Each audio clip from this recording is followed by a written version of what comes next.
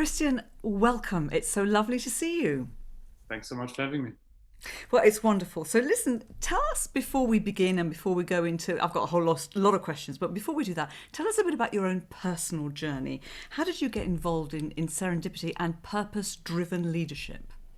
It's been a very serendipitous journey indeed. I used to be this rather reckless teenager who probably held the unofficial world records of how many dustbins you can knock over on your way to school when you're driving. And then one day I wasn't so lucky anymore. I smashed into four parked cars, and all cars, including my own, completely crashed and smashed. And I will never forget the policeman who came to the scene and who said, "Oh my God, he's still alive." So, this idea that I was supposed to be dead, that stuck with me, and it put me on this intense search for meaning, trying to figure out, what is life all about? I asked myself all these weird questions. If I would have died, who would have come to my funeral? Was it all worth it? Was there anything meaningful?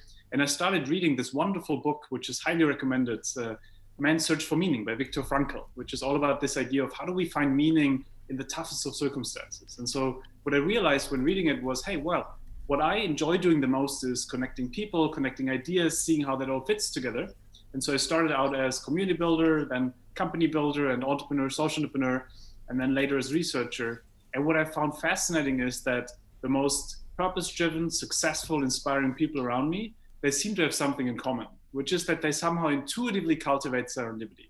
They see something in the unexpected, they see something in a moment, and then they connect the dots and turn it into positive, unexpected outcomes. And people would always be, oh, they are just a bit luckier than others. Yeah, but they worked really hard for being luckier. And so that's what I got really excited about. Is there a science-based framework for how we can cultivate serendipity in a world that is changing so fast, where we have to be prepared for the unexpected? And so what can we learn from those leaders around the world? That's been really my work over the last decade now. Wow, what an incredible story. And I love that you mentioned Viktor Frankl's book because I think it's a very difficult book to read because it's very sad to read, but it's also incredibly inspiring. And I think it's of the moment to read that. If you haven't read it, this is a really great time to read it because it just gives you a bit of perspective and it really does make you think. So you did this quite young. So you were very wise, very young, Christian. That's interesting. Tell me, what is your definition of serendipity and how is it different to chance and why is it important right now? Yeah. I mean, usually when we think about luck, we think about this kind of blind luck, right? Where something just happens to us, being born into a good family and those kind of things that we can't really influence, at least not as as much as I know. But then there's serendipity, which is smart luck. It's all about that idea that we can create our own luck by essentially seeing and connecting dots in the moment. So, take the quintessential coffee shop moment where, you imagine you're in a coffee shop and if you have erratic hand movements like I do, you spill a coffee over someone and, when the person looks up, you sense there might be some kind of connection. You don't know what it is, but you just sense there might be something there. And now you have two options, right? Option number one is you just say, "I'm so sorry." You walk outside and you think, what could have happened had I spoken with the person? And then option number two is you say, "I'm so sorry." You start a conversation, and that person turns out to become the love of your life, or your co-founder, or your business partner. And so it's those moments where the way we react to the unexpected, the way we imbue meaning in a situation, essentially determines a lot of our life going forward. And so, when we all reflect on our life, those incidences in our lives where maybe we had some kind of luck happen, a lot of times there is a proactive decision that is behind that. And so that's what really smart luck is about, to say, how do we, in a moment that is unexpected, do something with this moment? But also, it's not only about making accidents more meaningful. We can also create more meaningful accidents. And I guess we'll talk more about this, how we can also create a lot of those situations that lead us to more serendipity.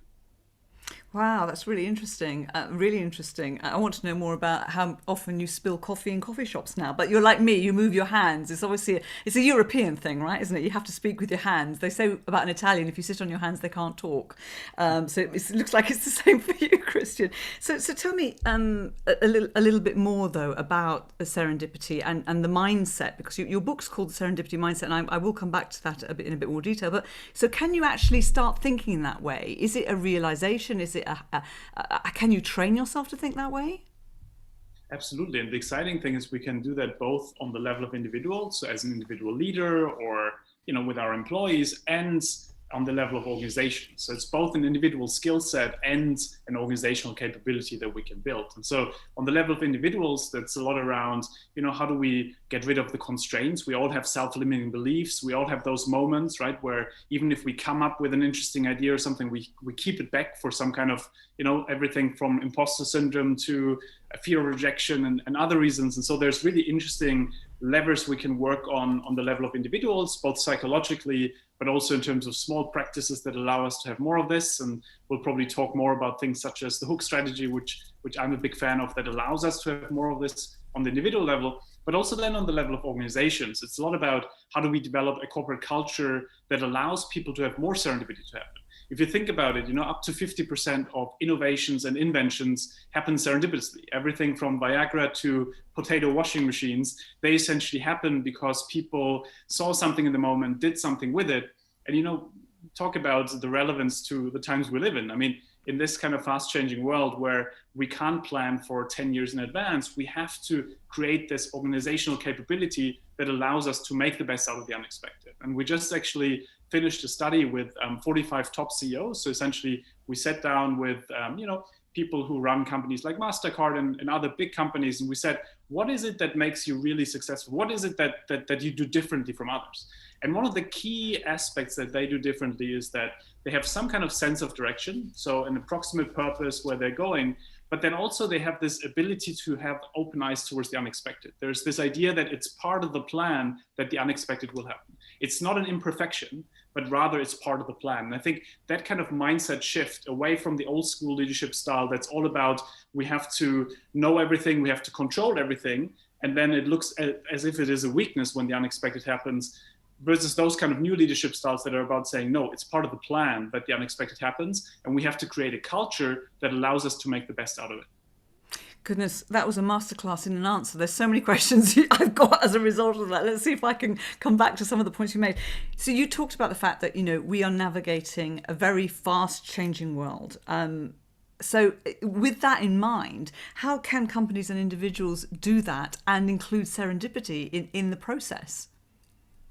Well, so on the individual level, there's a lot we can do in terms of smaller practices. I'm a big fan of this hook strategy that's all about saying, write down the key themes that you're interested in. Is that maybe you want to expand your company to China? Is that you would love to become better in your relationship? Whatever it is, and write down these kind of different key themes, and then think about how every conversation, every interaction, you can seed a little bit of this into the conversation to allow others to connect the dots for you.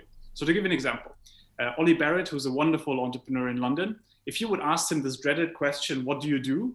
He would not just say, I'm a technology entrepreneur. He says something like, I'm a technology entrepreneur.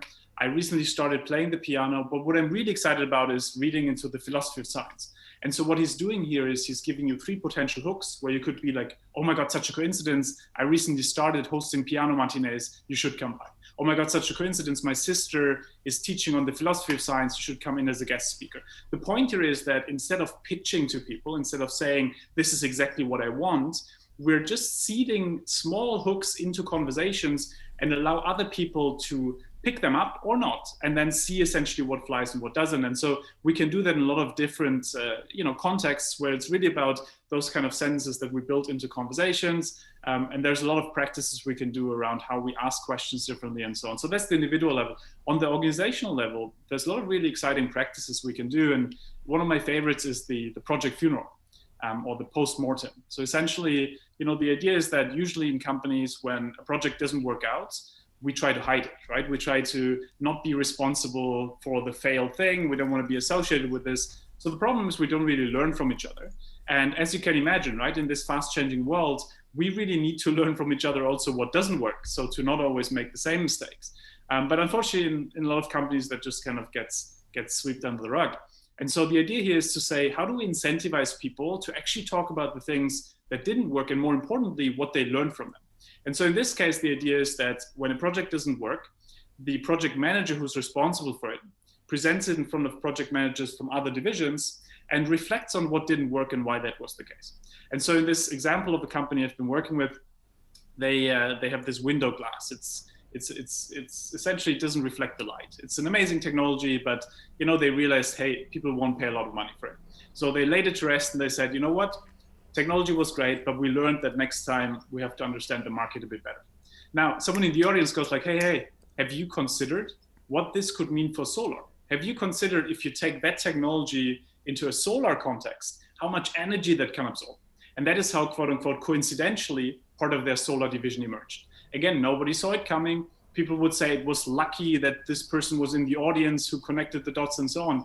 Yeah, but you know what? They created a practice that made it more likely, even though we can't know the outcome, we can know that we make it more likely that some kind of serendipitous outcome happens. And in the process, we create a culture where people feel safer to exchange ideas and create that kind of psychological safety behind it.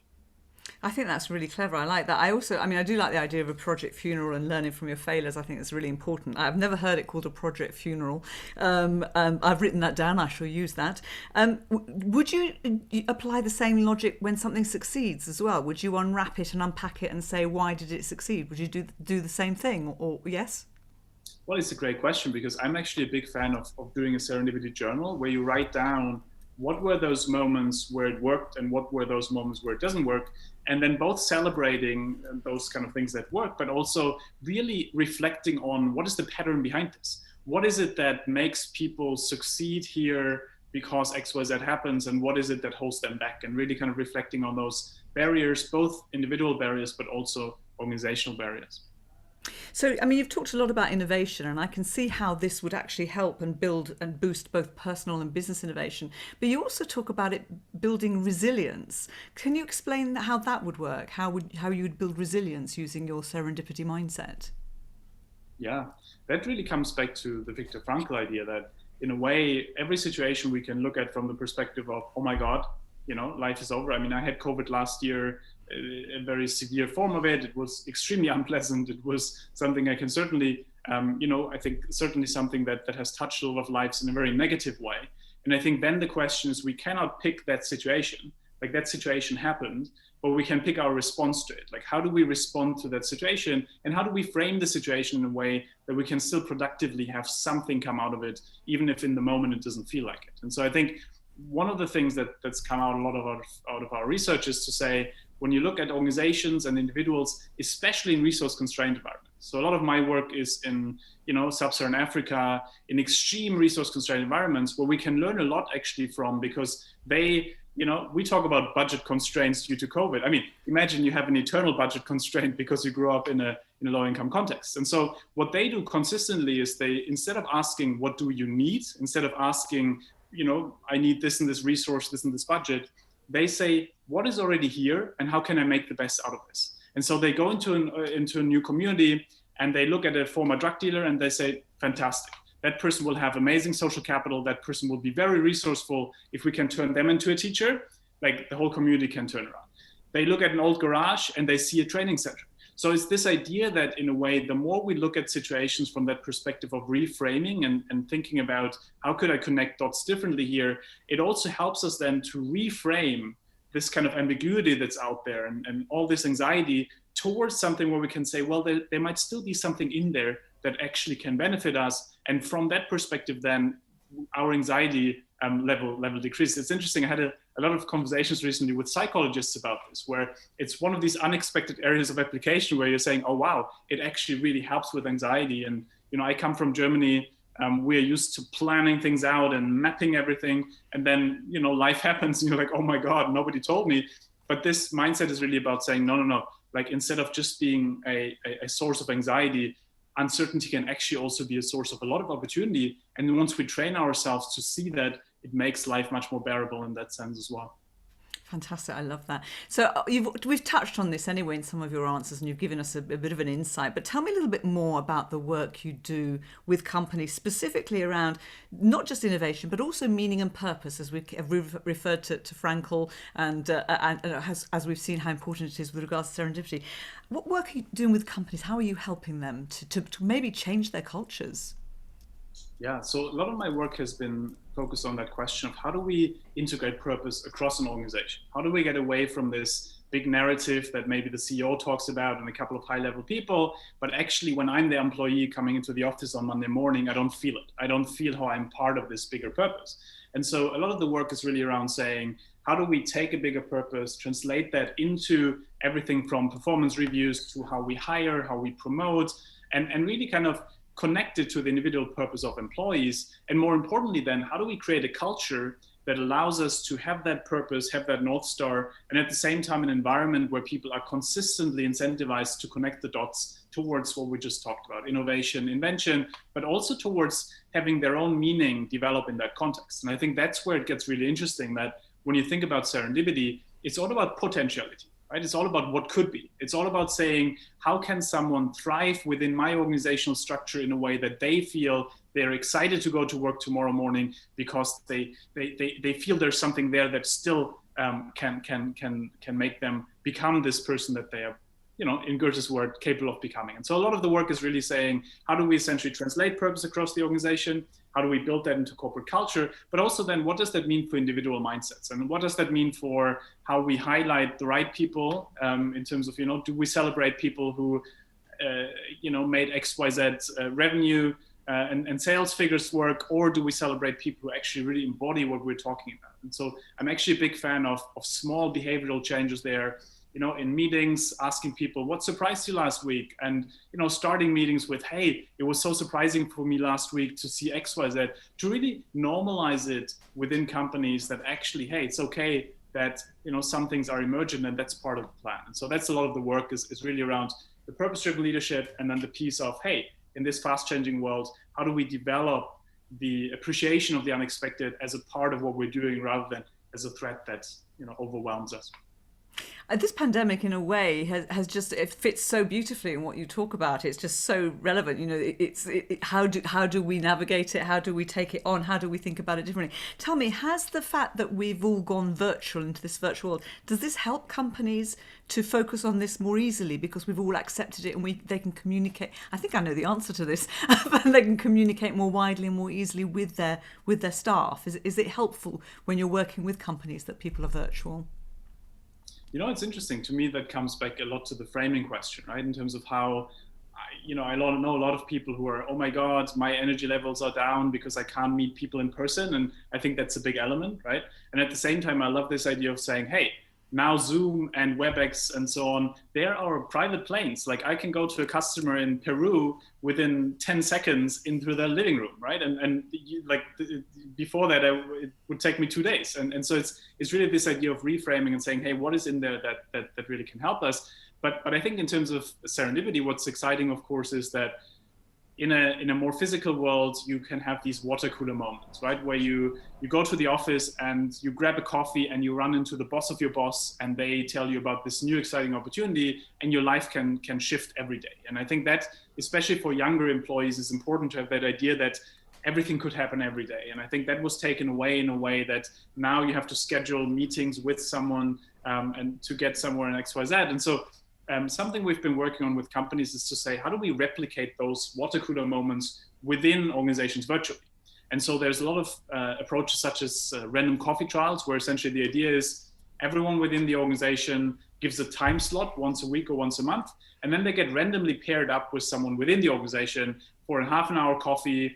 It can have an inspiring prompt or not, but the idea is that you can every week or every month run into a cool, interesting person that is not part of your immediate team, because that's obviously one of the key problems. We have all these routine meetings, but breaking out of these routines and having those kind of unexpected moments can be quite interesting from that perspective. So I think there's those pros and cons, but I'm actually quite optimistic, especially with this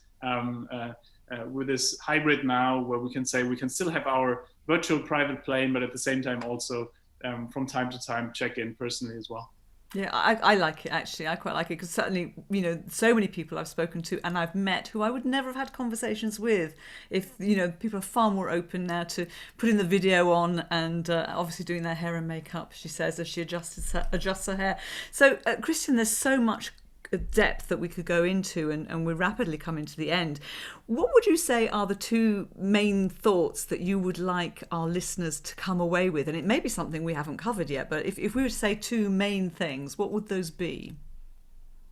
Well, the first really is around this idea that we cannot always pick the situation we're in, but we can always pick our response to it. And so that's really about saying, how do we build a responsiveness to the unexpected into our organization? How do we legitimize it? And how do we make it part of our strength rather than of our weakness?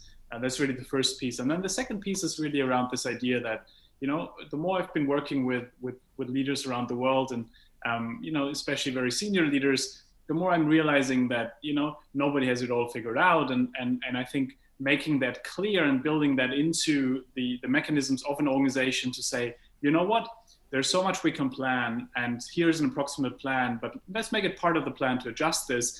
The more we actually depict the real, the reality of how life really is, and the more people feel they're part of an enterprise that actually is realistic in how life emerges. And I think that comes a lot to the purpose-driven leadership, where a lot of times the narratives are very disconnected from the actual living reality of someone in an organization. Someone might say, yes, this is the big purpose, this is exactly how we get there. But life is not linear, right? Life is a squiggle. And I think the more we depict that squiggle, the more we help people to also see themselves in that squiggle, the more we actually also have people become leaders, but also become employees who feel they have meaningful work ahead of them. And so, philosophically speaking, and being the German I am, of course, I have to wrap this up philosophically. It really comes back to the Goethe idea that if you allow people to become who they're truly capable of becoming, that's what true leadership is about. And that's the kind of culture we can think about when we think about, the project funeral type approaches. They are all about saying, you know what, this is reality, this is what could be, and what are mechanisms that allow us to potentially get there to what could be. And so that's really the two things. A, the openness to the unexpected, and B, legitimizing this idea that, yes, we can have a purpose, but we still have to also navigate the unexpected. Really positive. I like that. Really positive and empowering. You're so passionate and enthusiastic.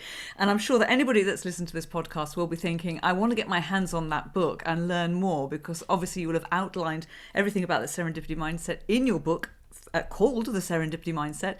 What's the best place to get it for people? Serendipitymindset.com. There's an overview of all the different booksellers, but I think in general, Amazon booksellers, local bookstores, of course, always great to support them. So it's available globally. Absolutely, local bookstores. So 2 books to buy, actually, Viktor Frankl's In Search of Meaning, and to read by side, The Serendipity Mindset. I think those are 2 excellent books. Thank you so much, Christian. It's been an absolute pleasure to talk to you. Thank you so much.